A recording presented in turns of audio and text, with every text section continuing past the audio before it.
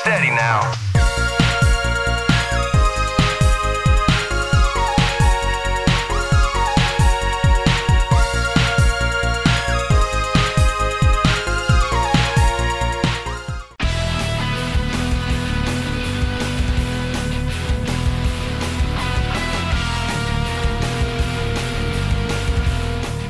A launch title for a new system, a follow-up to arguably one of the greatest console shooters, and a long-in-development project from a British studio synonymous with quality. Perfect Dark Zero had big shoes to fill. Rare's FPS came with excessive hype and would fit within the Xbox 360's launch window, with many hoping it'd be the killer app that would showcase what the new generation of hardware was capable of. In the 15 years since, Zero has instead become something of a punch bag, a warning against playing on expectations, attracting derision from many players. But is there more here than we remember? In 2000, Perfect Dark was lauded for a number of elements, and some of that did translate to Zero even 5 years later. The assortment of weaponry proves a great selling point, with a wide range of armaments ranging from the more traditional to the extraordinary. Joe can dual-wield weapons, plant laptop assault rifles as turrets, and wipe out enemies with the plasma rifle. Weapons come with secondary firing modes, encouraging experimentation, though in a bit of a backward step, you're limited in how many guns you can carry. This means you can often wield only 2 pistols and an SMG, 1 rifle and a shotgun, or a singular heavy weapon. Shooting, on the whole, feels weighty and smooth, benefiting from a better frame rate than its N64 counterpart, though some aspects like the awkward cover system, unbalanced roll mechanic, and AI deficiencies leave you feeling a touch shortchanged.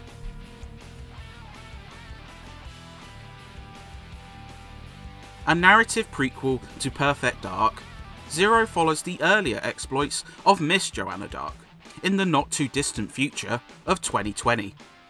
Working as a bounty hunter with her father and a hacker called Chandra, the team begin to search for a researcher captured by the Hong Kong Triad, only to find their exploit spread to a global scale. The story is pretty weak, with hammy dialogue and corny characters which feel almost disconnected from the N64 original. Lame twists aren't explored fully, and it mostly serves as an excuse to move Joanna between distinct looking locales. It's a disappointing prelude to a story which, while far from Oscar-worthy, was still a lot of fun. Sure. Chandra, let's do this. Everything's in the green. Keep it that way, alright? Hit the ground running, kid. Stay safe.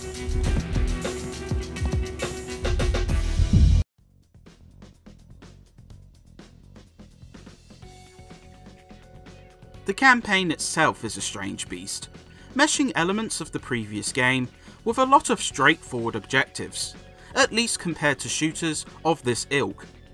While optional objectives appear, and become more mandatory once you up the difficulty, they feel like something of an afterthought.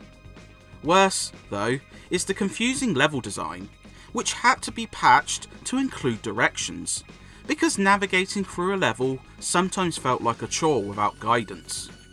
It lacks replay value due to this, as most players may tire of slogging through these after a single go. The difficulty retains the sharp edge of the previous game, with tough shootouts punctuated by, often, a singular mid-mission checkpoint, depending on the difficulty. Dark Agent is the stuff of nightmares. Co-op returns too though, allowing you to play through the entire game with a friend, and it's quite inventively implemented for its time, seeing the partner take the role of AI companions you'd have to defend solo. It works well, and adds incentive to come back for more.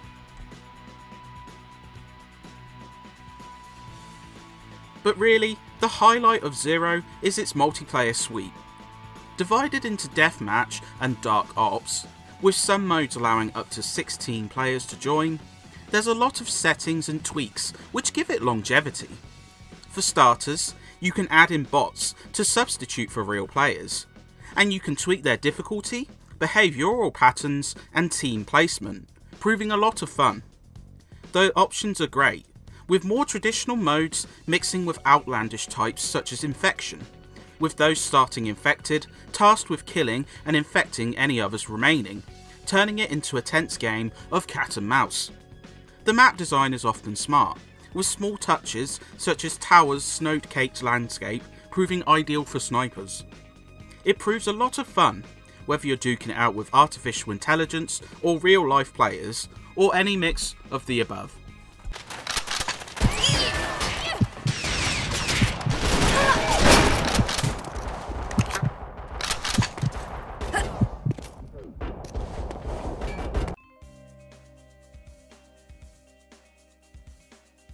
As a showcase for the Xbox 360, Perfect Dark Zero does levy quite a bit of power against its early competitors, though not all is glamorous. The environments are dense, with intricate detail and interactive objects galore, but textured surfaces are uncannily shiny, taking you out of the game a bit. The characters are mixed, with leading cast looking detailed and natural, while enemies look flat and a touch strange, especially up close. Cutscenes, utilising a touch of motion blur, disguises this somewhat, but it's still noticeable. The frame rate, though infinitely smoother than Perfect Dark, does have a tendency to slow down frequently, especially with big explosions and taxing split-screen moments. But for its time, it did represent a step above the previous gen. The sound fares well, especially the potent gunfire, which ricochets off the environment. Voice work is pretty middling, not helped by a hammy script, and the music isn't quite as memorable as Rare's previous work, though some tracks do stand out as catchy.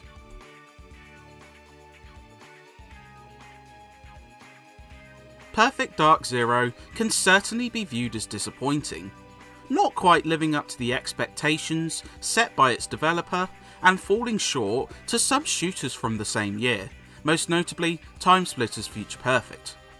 But on its own merits, proficient shooting and engaging weaponry keep combat satisfying, even if the haphazardly designed campaign and weak story do not. The multiplayer proves a huge selling point, with immense customization and a plethora of fun modes kept alive by bots. While it's not quite the giant leap some were expecting from this launch title, going in with an open mind may leave you pleasantly surprised.